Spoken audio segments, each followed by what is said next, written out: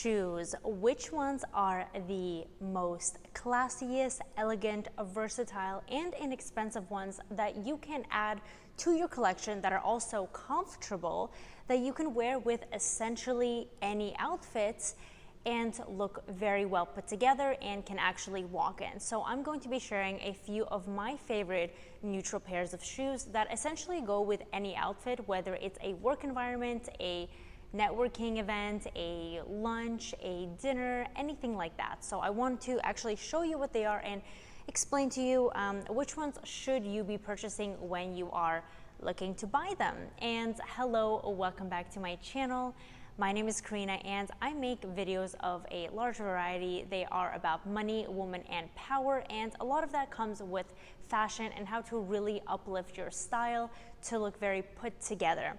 And one of the other things I want to mention is I have a live online event that registration is open now on intoamilylady.com/live, and essentially there I'm going to be discussing the unspoken secrets of a high caliber woman and how to become a $1 million lady. So register with the early bird ticket prices before they go up at intoamilylady.com/live. So before we get into this situation, I get a lot of comments and questions about shoes in particular, of which ones should you buy. And, I've seen some YouTube videos, I've seen some social media posts of kind of some fashion, and what still kind of blows my mind, a great pair is these like Chanel shoes that cost like thousands of dollars, or a good investment is a Chanel bag or a Hermes bag, which is like $7,000 plus. And I'm sitting here and thinking, who watches these videos? Honestly, who watches these videos? You honestly think someone can go and spend $7,000 on a purse or on a shoe? And designer items are beautiful, right? But most of the time you are paying for the name behind it. And if your funds are there, then that's totally great. However, what most people do is they spend money they don't have in order to give them a perceived higher appearance. And that's where the concept goes wrong. Very, very wrong, because nobody has savings, nobody has investments, and they can't actually afford these items, but they're pressured into thinking that they need them because that's what all the kind of, not all, but that's what a lot of social media and bloggers recommend, is that you need to purchase these expensive items in order to look put together. And that's simply not true, and actually is going to lead you to be worse off, because I can tell you that certain pairs of shoes, for example, I wear them and I like to be comfortable in them, right? And I wear them over and over and walk long distances in them. And this little pair of shoe, for example, it wouldn't hold up. If I were to walk in these as much as I walk in these other ones, I would have to scrap these, and that's just money down the drain. Of course, it's nice to have certain things for special occasions, but this is really not mandatory. And I can tell you that I've worn these shoes the least out of all the ones I'm going to show you. And I mean, they're pretty, but big stock account is more pretty, in my opinion. And not having to work minimum wage when you're past retirement is also nice. So just a disclaimer here. So let's actually get into the shoes. So this one is one of my favorite styles. I don't even go and buy the same kind of brands. You can, right? But I'm just showing the style. And I like my kind of shoes to be reasonable with walking. I don't want to put something on and wear it for an hour and then feel uncomfortable. I'm the type of person that goes somewhere and wants to walk around after, or wants to stand up, and I'm not going to be the person that takes off my shoes. So these I feel are very comfortable. The heel is large, but it's still classic, and these are Stuart Weitzman. You can see. So it has a tiny padding here, not really anything dramatic, but these are great for summer. These are great for if you're going on vacation, for spring, for lunches. They're not appropriate for work because open toes. If you work in an office setting and you have a business casual or a formal dress code, then open toes are not okay. So this would be mostly for fun. I also think you can wear them to a dinner without having any issues, as long as you, of course, always have a nice pedicure to go along with them. And they're nude, so they match everything. And that's why I'm kind of a not that fun sometimes of a shoe person, because I tend to go for neutral colors like this. So that's one recommendation. The next one is honestly my most favorite one. I've bought this so many times. And one other thing I want to point out about all of these is you can't see the logo. So you can literally buy this specific shoe type from so many different types of brands and different price ranges. Just make sure it's comfortable. But it's not like there's a logo that's printed on the shoe, so you're not walking around as a billboard. And that's kind of what I look for in my clothing and my shoes, is because I don't want to feel like a billboard walking around, right? And that brings me to my next topic of why I absolutely love these. I mean, I think I'm on my 4th pair now, and they're extremely affordable. They're these Calvin Klein ones. I've bought them in this color and also in the kind of, how to say, it's not shiny, but it's a little glossy color. So let me show you. They're just, these are very appropriate for just everyday use, right? If they're very comfortable if you have an office job, or if you do a lot of walking and still want to heel. Granted, it still is a heel, but it's low enough where it's not kind of a very provocative heel right in your face. And again, there's no branding on it really, so it could be anything, unless of course it does have the Calvin Klein on the back, which I would rather it not. I just don't like when the brand is displayed like that. I think it's quite cheesy, and it has it on the inside, but no one sees this part. But this is perfect for everyday wear, office wear, and they have different colors. But what I love about this, twice, so I was in a conference in LA, and it turned out to be this long networking event and lunches and dinners, and I wore these shoes to death. I wore them one day for I walked 5 miles. I looked at my cell phone. I walked 5 miles in this pair of shoe, and it was totally fine.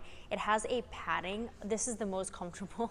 Honestly, it has a padding on the lower end, so you feel like your toes are not right directly on the concrete. So that's why they're so incredibly comfortable. And it has padding all the way up here, so you don't really feel the strain of it. And then I was in New York for my birthday a few months ago, and I was wearing these. I mean, I could have just as easily wore these, right? And they match my outfit even more. And they're, obviously, if you compare, these look a little bit more luxurious, which is fine. But I knew that these would be goners, right? And it's like, do you want to throw away $800? No, but these are $100, and you can get them on a discount for about $50. So I have no problem running around in these. I have no problem in accidentally stepping between cracks in these. I walked 5+ miles. I think it was like 5.5 or 6 miles in these in one night in New York. I walked all the way from Central Park down to the financial district plus more in this pair of shoe. And let me tell you, I left it in the trash can of the hotel room, because when I was done with those mile walks, they were goners. These, however, would not have survived. So it's just honestly a better financial decision too. If you have a event where you're going from the car to the restaurant or to the event, and there will be minimum standing, then maybe you can have a few of these nice pairs that will last you for a long time. But it just does not make sense to be dropping thousands of dollars for something that you will kind of not even be comfortable in wearing, because most designer brand shoes honestly are just really not that comfortable.